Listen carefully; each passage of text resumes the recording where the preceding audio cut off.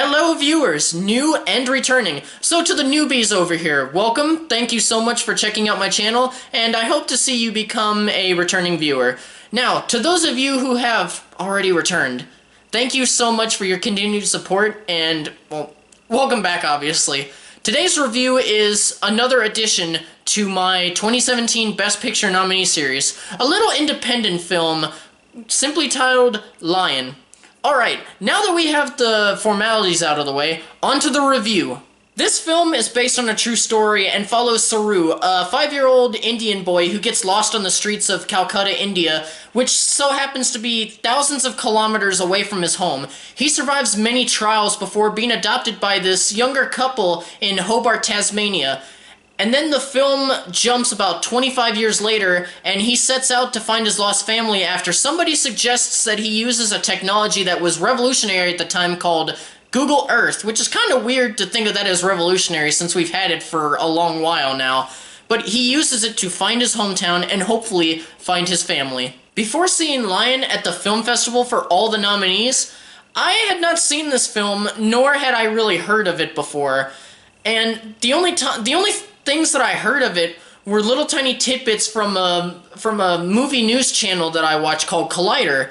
So going into this film with little to no knowledge whatsoever made this a very happy surprise. Now, I won't talk too much about the main actors, except to tell you that they all perform their roles very well, and I'm mainly going to tell you little tidbits about each character. Dev Patel, who we all know from Slumdog Millionaire, plays the adult Saru, who's been living in Hobart for about 2 decades, maybe 2.5. His adopted parents are Sue Briery and her husband John, who are played by Nicole Kidman and David Wenham, respectively. And then Rooney Mara plays Lucy, Saru's American girlfriend who he meets at a seminar. I will talk a little bit on their chemistry together. They had fantastic chemistry. There's actually one scene in the film right after they meet each other.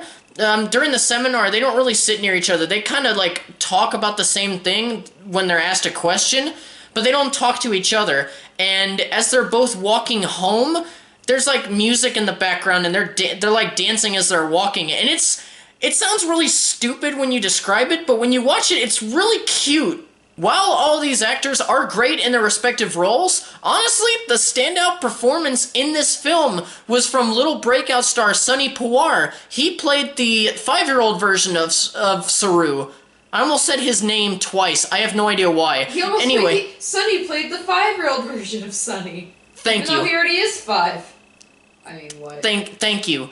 Anyway, I love you too. He was so great and heartbreakingly adorable. It's difficult to see just how a child that age would cope with getting lost to that extent, but with this boy and his performance, he really tugs at your heartstrings, and you root for either his safe journey home or for him to just get to a safe place because Calcutta's fucking horrible. One thing about this film that I found very interesting was that both halves feel like 2 completely different movies, and normally I hate whenever movies do that, but it kind of worked in this film, with the first half giving a sense of horror and despair to the second being a sense of wonder as Saru rediscovers who he is and with him trying to reconnect to his past. Another thing that jumped out about this film that I really wasn't expecting was how beautiful the cinematography was. And I actually learned later that the director, Garth Davis, was a cinematographer earlier in his career, and it shows in the way that the film is shot, especially with the landscapes. There's definitely a lot of love and care put into this film, with the way that the cinematography is so gorgeously presented, and how beautifully put together the story is, especially at the end of the film.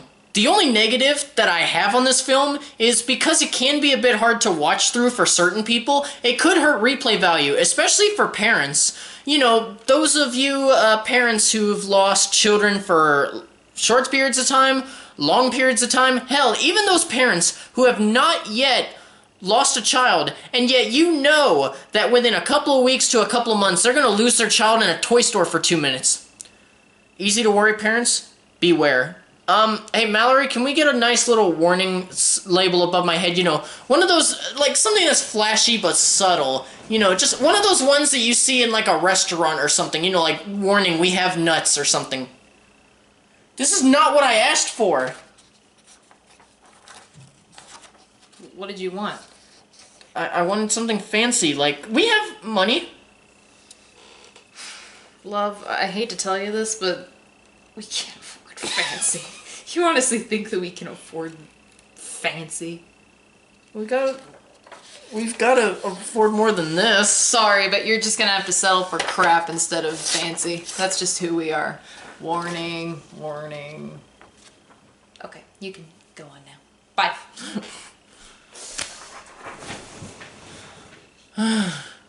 To recap, Lion is a great, heartfelt, and in the end, a feel-good story that is very well acted and gorgeously shot. Definitely give it a watch if you like feel-good movies and biographical films. Although, for the parents, like I said, watch it one time and then never watch it again, unless you feel like it, unless you like torturing yourself.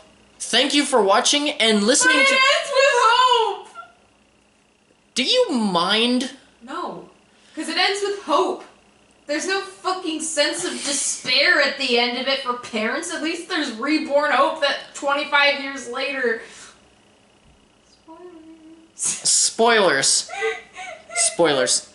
Anyway, thank you for watching and listening to me ramble. Hope.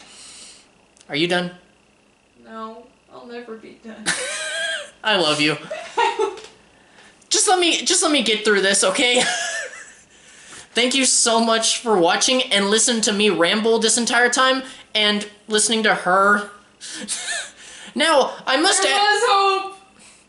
ask you guys, what did you guys think of this film? Did you love it, hate it, somewhat like it, indifferent, all of the above, etc., etc.?